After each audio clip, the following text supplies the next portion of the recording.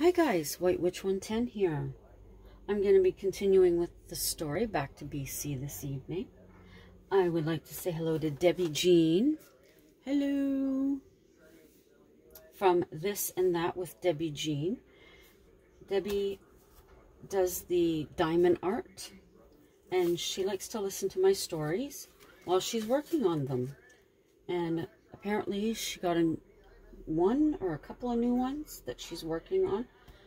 So I will be putting a link to her channel in the description. Go check her out. She does crafts. She has this cute gecko that keeps getting into her house. A sweet little kitty cat. And she also takes us around on walks. Go check her out. Okay. Now here we go. That was hubby. Nicole, a cautious driver, sped to the cabin in record time. Throwing open the door, she found Abigail sitting on the floor, her face stained by tears. She helped her cousin to the sofa. Taking a tissue, she wiped her face clean.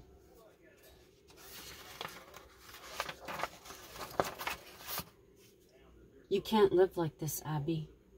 You have to end the relationship if you believe he's still seeing her. Scott had heard the car speed in and watched Nicole enter the cabin. He quickly made his way over, terrified of what he might find. Nicole, is she okay? His face was haggard. Nicole grabbed his arm, leading him back into the kitchen. She had stern words for him. What the fuck are you playing at? If you're going to conduct yourself like this, then leave her alone. She attempted not to raise her voice. I don't understand. What have I done? Don't play with me.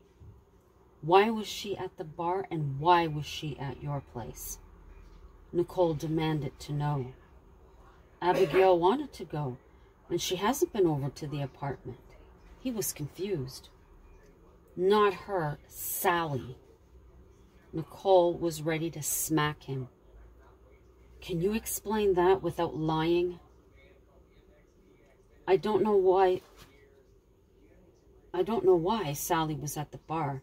She never came to see me after the set was over. And she was at the apartment to apologize again. Sure. That's why you kissed? Nicole wasn't missing a second. How did you know? He was wanting an answer. Abigail Sr. She parked off to the side of the cabin when she noticed the other car. She waited and seen the two of you share a kiss and an embrace. Why are you doing this? What has she ever done to you for you to treat her this way? We all understood where your head was at last year, and we gave you another chance. My uncle will rip you apart if he finds out. It was a quick peck on the cheek, nothing more, and a hug. What do I have to do to convince you that she means nothing more to me than a friend? Scott was at his wit's end. He began to wonder if the age gap really did make a difference. He thought maybe it would be wiser for him to move back into the city, away from her. But the thought was extinguished when his emotion for Abby flared. He couldn't leave, even if it were the better thing to do. He just couldn't. Days passed, and the two kept their routines, never crossing paths. It was a Saturday night at the bar, and Scott was not scheduled to perform. So Nicole and Abigail decided to have a night out. It's good to see you out, Abby, Nicole said, picking her cousin up. I hate to ask, have you seen Scott? No, she responded. You going to give him another chance? Deep down, Nicole prayed that she would. She had seen the pain in both of them. Once at the bar, They sat at a back table. I don't think he would be interested. We've had our time. He's moved on. Her eyes stared off into the dark room. After their meal, they sat back with drinks. Lights flashed onto the stage, and the owner, Dan, was behind the microphone. "Good evening, everyone. How are you tonight?" People in the bar shouted out, "Great, great. Well, I have a little treat for you all tonight. Our favorite entertainer is here for a special performance. We are here to wish our mutual friend, Sally Spark, a happy birthday." Panic ripped through her. Abigail knew who it was, and she didn't want to be here to see it. She made a move to leave, but Nicole caught hold of her wrist. "No, Abby. You have every right to be here. Sit back down."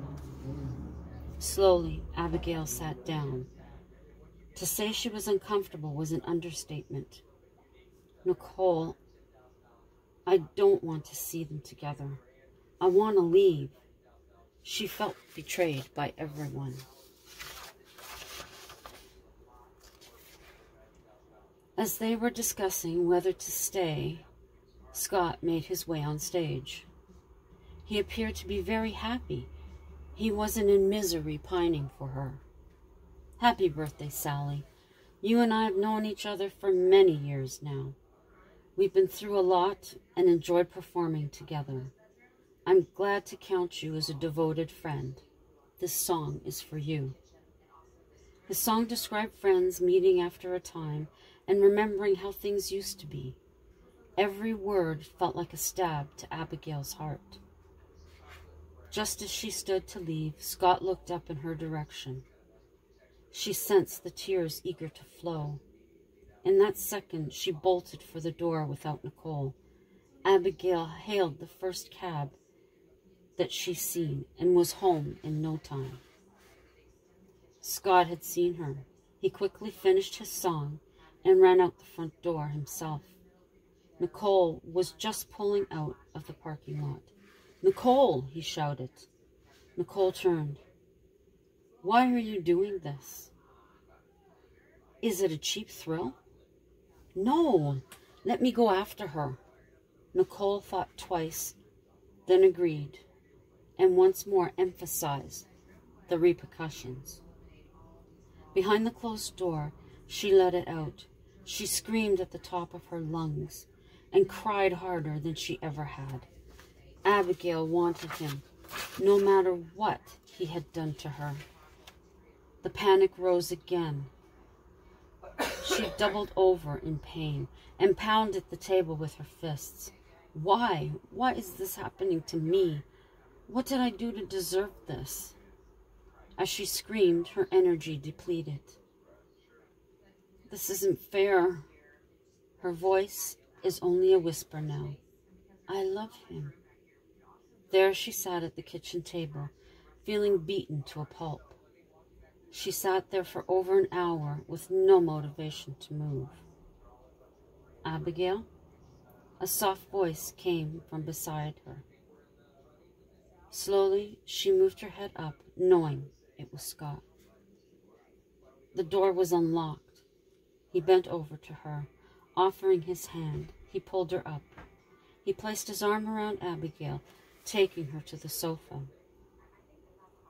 Why am I putting myself through this? Abigail's bloodshot eyes looked at Scott. For the same reason I am, he said.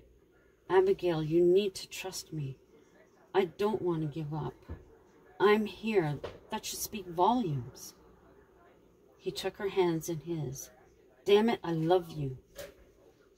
Tell me what I have to do to make you believe me. Then why were you there tonight? Once again, I find you together. I'm so tired, Scott. I can't do this anymore. A rogue tear fell upon the back of his hand from her cheek. Scott wrapped his arms around her. He felt a slight shiver from her small frame. It was her birthday. Dan invited me. That's all there is to it. I'm not going anywhere. He got up from the sofa and closed the front door, locking it behind him. He wasn't leaving her tonight. They lay side by side. The healing was beginning. In the morning, they could talk things over with clearer minds. At breakfast, Scott explained to her what she had seen that night at the apartment. I have no interest in her at all. She came to apologize. She still loves you, Abigail told him. It's one-sided then. I don't want her. I want you. His eyes were pleading. You know how to prove it. The family gathered back at the lake for a late summer dinner. Well, hello, Scott, Abigail's dad greeted him. I have something I want to discuss with you. Scott took Nick to the gazebo. Must be serious if we're here. What is it? Nick asked. I want to marry Abigail, and I'd appreciate your blessing. Thank you, Scott, for your respect. Yes, you may marry my daughter. It's been a bumpy road, to say the least. Yes, it has been. It means everything to have her in my life. We may fight, but we're stronger together. Nick and Scott joined the rest of the family on the veranda. Scott spoke up. I'd like to thank all of you for coming. It's been a great evening. Scott dropped on one knee and took Abigail's hand. Abigail, we've been through hell and back. The only thing I know is I want you in my life every day of every year for the rest of my life. Will you marry me? He held the solitary diamond ring between his fingers. Abigail thought. Then she smiled warmly. She felt the wall around her crumble. This was his way to prove it. Every day, every year, for the rest of our lives, yes. The family clapped and congratulated the couple. Scott began to sing a new song he had wrote for her. He spoke of how she made him feel and how right the feeling was. His world was next to her. That night, with everyone gone, her dad and Melody in the apartment, they came together. Alone in their room, desire took control. Her lips were softer than he remembered, his stronger. Her mouth was more inviting, his warmer. His skin hot to the touch and firm. Willingly, their souls transformed into one. The past was forgotten. In the morning, they awoke content, aware the struggle has been a road necessary to travel. Nicole was excited to get wedding plans on the go. Her thought was to get it done. In her mind, Scott and Abigail were volcanoes simmering, ready to explode at any time, no matter how beautiful it was on the surface. Meeting for lunch at a small restaurant, the cousins discussed plans. Are you going to wear white? Nicole laughed. Why not? Abigail joined her. I'm not sure what I want to wear, to be honest, but I can picture Scott in a sleek suit, all sexy looking. Oh, girl, calm down. Nicole is amused by her cousin. I'd like something dreamy, something soft to the touch and flowing, something that will cause Scott to cry the first time he sees me. I want him to melt. I want that desire for me to go off the charts. Abigail smiled. You are nasty. Must get hot and heavy in the bedroom, Nicole added. Yes, it does, Abigail grinned. Okay, too much information, thank you. They continued making plans. Nothing elaborate. The girls agreed the cabin was the perfect place for the ceremony and following celebration. It was a special place to the entire family. This was going to be an unforgettable wedding. Abigail's Uncle Rob had been ordained as a minister some years ago and offered to perform the nuptials. Her father would accompany her to the gazebo. Relaxing in bed Saturday evening, Scott suggested they should write their own vows. Abigail agreed. The veranda was large enough for the few people invited to have dinner on. Plan was, he would spend the night before in the apartment so she would have their room to herself. Alone on the veranda days before the wedding, James, her cousin, approached Scott. "Thanks for the invite. It was a guy's night in." "Hey, I thought it would be a good idea for the girls to go let off some steam. They have been non-stop wedding planning." "How are plans coming along?" James asked, taking a seat. "And thank you for allowing me to take the photos." "Our pleasure. I don't think there is much more to go. Sounds like your sister has it handled." It's been a blessing for Abigail not to have to worry about it. "I don't want to be devil's advocate, but..." James began. "You're going to," Scott said. "Yes." "Are you inviting Sally?" James' tone was serious. "No, she's not invited." He quickly left it at that. "Good." Nick, Rob, and Brad soon joined them. "How you feeling?" Nick asked his soon-to-be son-in-law. "I'm feeling good. Legally, having Abigail as a part of my life is more than I deserve." "I agree. I told you last year my daughter is my world, and I didn't want her hurt," Nick began. Scott kept quiet. "You hurt her badly, but even though you did, your feelings for her are genuine. I understand you never meant for things to happen as they did.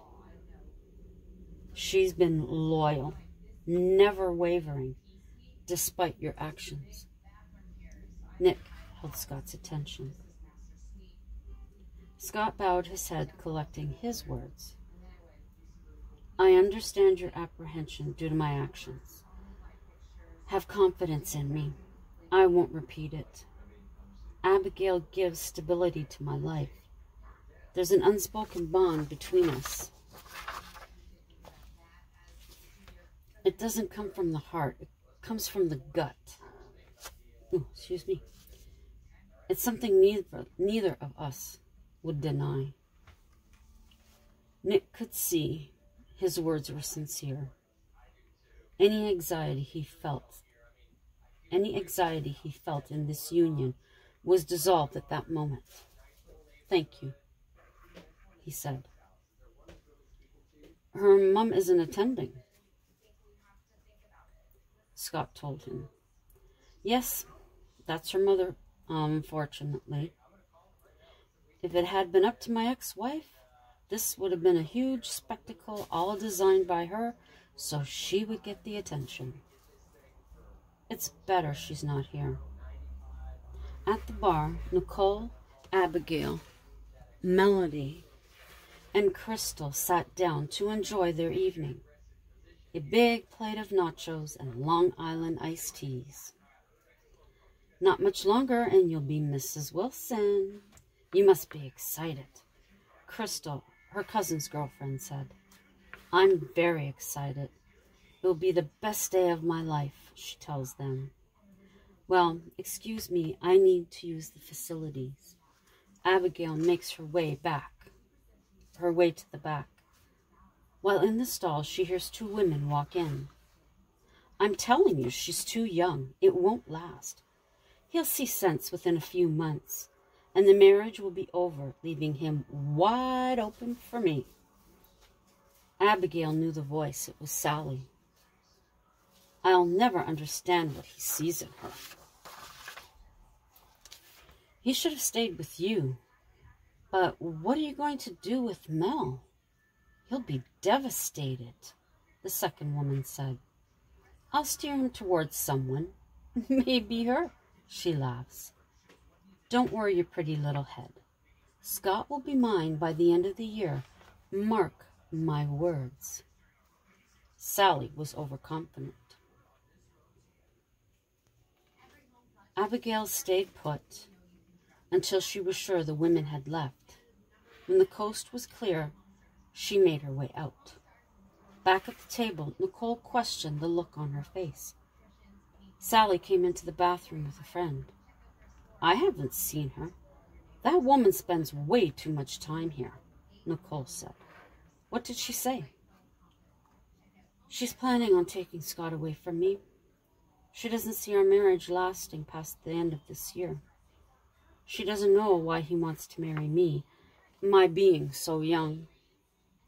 That bitch. Nicole was pissed. Who's a bitch? Crystal and Melody asked, joining them with another round. Sally was in the bathroom and didn't know Abigail was there. She's planning to ruin their marriage. What? I thought she was married, Crystal said. Yeah, but not as happily as she plays at. She likely married Mel because Scott wasn't available at the time, Nicole said. The women collectively decide to leave without touching the last round of drinks. Arriving back earlier than expected, the men ask, what happened? Let's see for time. Okay, I think we'll leave it there. Time is creeping up. Oh, now I have to, okay. It's like, okay, now I have to see where I left off. Okay. Thank you for joining me this evening. Thank you very much to my YouTube family. Always appreciate your coming by and dropping comments. I thoroughly enjoy reading them, and it gives me that push to continue writing and continue reading for you. Especially stories that I didn't know if you would like or not. So it's made me extremely happy, that's for sure. To anybody new coming through, please check out my other videos. You may find something of interest. If you do, please give it a thumbs up. Drop me a comment. Share any of my videos out. That's always appreciated. And while you're here, consider subscribing. And if you do subscribe, click that notification bell so that you'll know each time that I upload. Today has been back to fall here in Ottawa. It's absolutely disgusting. You really don't know what to wear when you get up in the morning. So you usually end up wearing a little too much so that you're carrying something home with you. So I had, in high hopes, I had extra t-shirt and extra pair of shorter pants. Think it was going to get warm. That didn't happen. Anyway, that's it for this installment. Be sure to be back here tomorrow for the next one. Let's see what the guys have to say about all of this. So have a great rest of your evening and have a fantastic Friday. The weekend is right there. So until the next time, as always, ciao for now.